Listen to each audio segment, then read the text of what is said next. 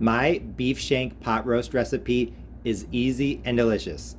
This underrated cut of meat is usually braised, so I think it's going to work really well as a baked pot roast in the oven with vegetables. Let's go over the ingredients. The main ingredient in this recipe is, of course, beef shank. You will need 2 to 3 pounds of beef shank. For those of you who don't know, beef shank is literally just a piece of a cow's leg. Here you can see the meat, here you can see the bone. This can be a bit hard to find in the United States, but it's definitely worth looking for because number one, it's almost always cheaper than something like a chuck roast, and number two, it's known for being very flavorful. It can be tough, so you need to cook it low and slow, but it's worth it. Like I said, 2 to 3 pounds. I am using 2 1/4 pounds. Usually at this weight, you'll get 2 big beef shanks, but with this package, I have 1 pretty big one and 2 small ones. It does not matter. Like I said, 2 to 3 pounds of beef shank. You will also need 1 cup of red wine, somewhere between 2 to 3 pounds of vegetable stock. I'm using homemade, but you can use store-bought. 3 to 4 pounds of vegetables. I am using a mix of white potatoes, red potatoes, sweet potato, carrot, onion, red onion, and yellow onion, but you can use what you want. And to flavor it, I'm going to add a 1/4 cup of Worcestershire sauce, a dash of salt because the vegetable stock doesn't have any, half a teaspoon each of garlic powder, onion powder, and black pepper, and a couple bay leaves. So as you can see, this recipe doesn't have very many ingredients. I've already buttered my 9 by 13 casserole dish I'm going to put into the oven. The first step in this recipe is technically optional. I am going to heat up about 2 tablespoons of oil. I'm going to sear the beef shanks just to brown them on all sides. You don't have to do it, but it's going to add a lot of flavor, so I highly recommend it. So I'm going to heat up the oil and then brown the shanks. Now that my oil has come to temperature, I can add my beef shanks. Just gonna put them in like this.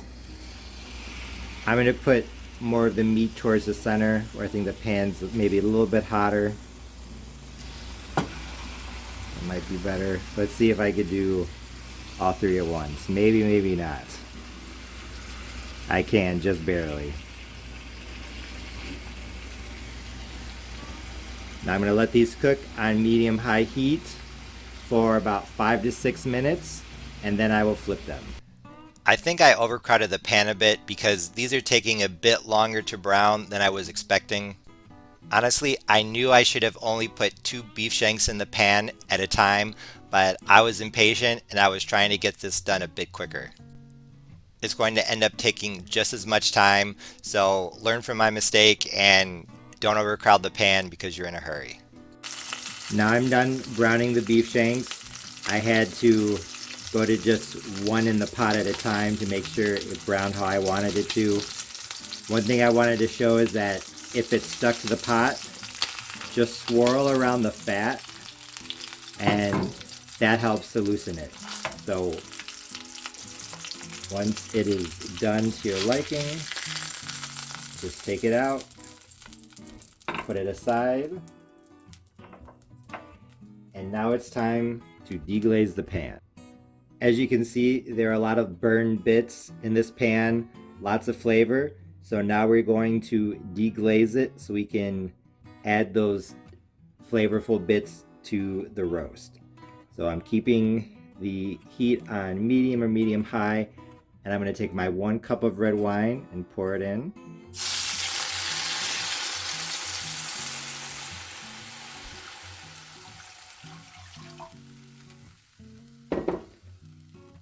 Now I'm just going to scrape.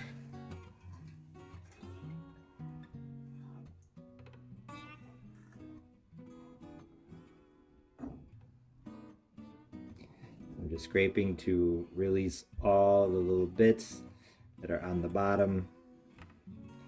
And actually turning down the heat to low, that might actually be a little bit better of an idea. So keep that in mind. You don't want it to splash up. Now that the little bits are released, I'm going to add the ingredient I forgot to mention earlier, onion soup mix. So onion soup mix is in a lot of southern style recipes, and this one is no different. It's very flavorful. I highly recommend that you give it a try if you've never used it before. So I'm just going to stir in the onion soup mix.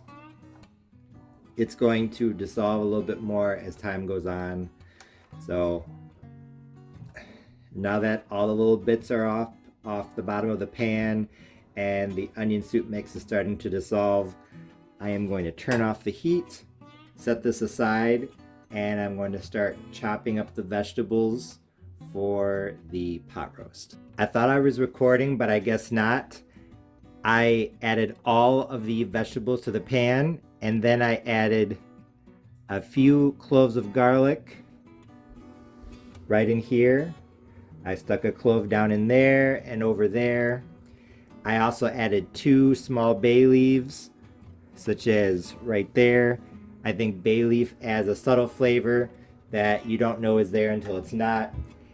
And now I'm just adding in the red wine and onion soup mixture. You want to make sure that the red wine mixture is ready before you start cutting the potatoes, because once potatoes are exposed to oxygen, they start to turn brown. So it is important that you put some sort of liquid on them. Now for more flavorings. Here is my 1/4 cup of Worcestershire sauce. I'm gonna pour that over everything. Gives it a nice salty flavor. If you don't have Worcestershire sauce, you could use soy sauce as well. Not everyone has this on hand, but I highly suggest that you do not leave that out. I am going to hit it with a little touch of salt, even though the Worcestershire sauce is salty because the stock does not have any salt in it. Now I'm going to add 1/2 teaspoon each of garlic powder, onion powder, and black pepper. Now I'm going to season both the meat and the vegetables. Just pour it over everything. Want everything to get nice and seasoned. If you want to add more seasoning, you can. I think some parsley, oregano, that kind of thing would be nice. I've added that to beef shank before, and it's definitely delicious. There we go. Now for the vegetable stock. I am thinking probably 2 to 3 cups. I want enough to almost cover the beef shank. I'm gonna use this to kind of wash some of that stuff down into the pan. 1 cup. You could definitely use store-bought if you want. I'm just gonna have to add some plain water, maybe. 2 cups, okay. I do have a little bit of stock left over, but I think that is enough. So we'll say 1 cup of red wine, 2 cups of vegetable stock, 1/4 cup of Worcestershire sauce, and that's it for the liquid. So everything looks good. I'm going to cover it with foil, and then for the first phase of cooking, bake it at 350 covered 350 covered for 2 hours. And I'm going to leave it alone. I'm not going to worry about it for 2 hours. The first phase of my beef shank pot roast is now done. The pan cooked at 350 Fahrenheit, covered for 2 hours. Now I'm just going to take some of this liquid and baste the vegetables and the meat. And then I'm going to put everything back into the oven at 350 but uncovered for 40 minutes. And then at the 40-minute mark, I'm going to leave the uncovered pan in the oven, but I'm going to turn off the oven. And I'm going to let it sit and cook in the residual heat for another 20 minutes. So the beef shank pot roast at that point will have been in the oven for a total of 3 hours. And I'm going to put it back in so that some of this liquid can evaporate and condense the flavors. Some of the potatoes will crisp up a bit. It's going to be amazing. My beef shank pot roast has been cooking in the oven uncovered at 350 for 40 minutes. So now I'm going to turn off the oven and let it sit for 20 minutes and let the residual heat finish cooking it. My beef shank pot roast sat in the oven after I turned it off for 20 minutes. Now it's all done. You can see the pieces of beef shank, the vegetables. Everything looks and smells incredible. When I took it out of the oven, this beef shank pot roast looked absolutely incredible. The beef shanks themselves looked juicy and tender, and the vegetables around them were slightly crispy on the top. The braising liquid had reduced down and concentrated the flavors, so I couldn't wait to give it a try. And when I finally dug in, I knew that my beef shank pot roast recipe in the oven was a success because it was absolutely delicious. The meat tasted just how it looked, juicy, tender, and all around incredible. If you've never had beef shank before, I highly recommend it. It has a really deep, beefy flavor that some people say is similar to oxtails. So if you've had oxtails and you like them, you'll probably like beef shank. Beef shank does have a reputation for being tough. You have to know how to cook it. You can't put it on the grill like a ribeye or New York strip. You have to braise it or use it in soup. Or in this case, an oven pot roast. Like I said, this meat wasn't tough at all. It was super tender.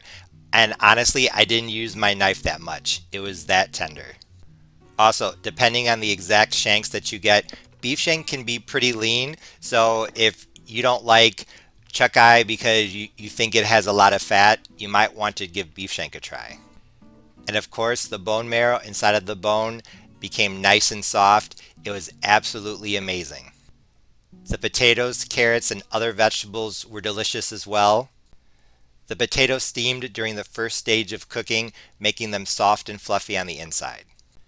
But after I took off the aluminum foil, the dry heat of the oven helped to crisp up the top a little bit, so the potatoes had a very nice contrast in textures. The onions and other vegetables were equally delicious, so honestly, this pot roast was just as much about the vegetables as it was the beef shank. But most delicious of all was the braising liquid. As the braising liquid boiled during the first stage of cooking with the aluminum foil over the pot roast, the flavors mixed together very well. But after I took off the aluminum foil so that the liquid could boil away and reduce a little bit, the flavors became even more concentrated. Honestly, it's kind of hard to describe the flavor of the braising liquid.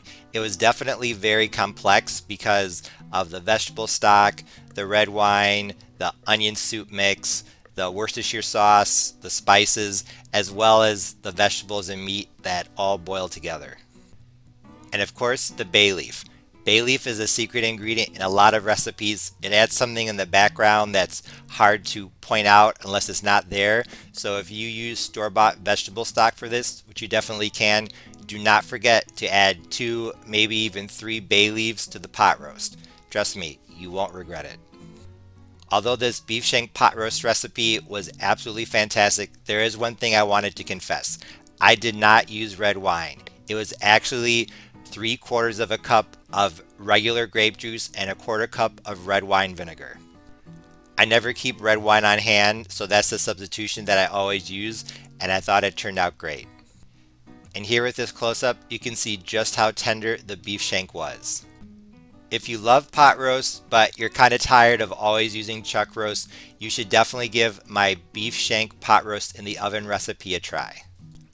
Although it does take a bit of prep work, once you put it in the oven, it basically cooks itself. Although this pot roast could definitely be a one pot meal, serving it with some rice or bread to help soak up the braising liquid and to eat the bone marrow would make this absolutely perfect. So, if you're looking for a new twist on an old fashioned comfort food favorite on a cold night, definitely make this recipe. I know you'll like it.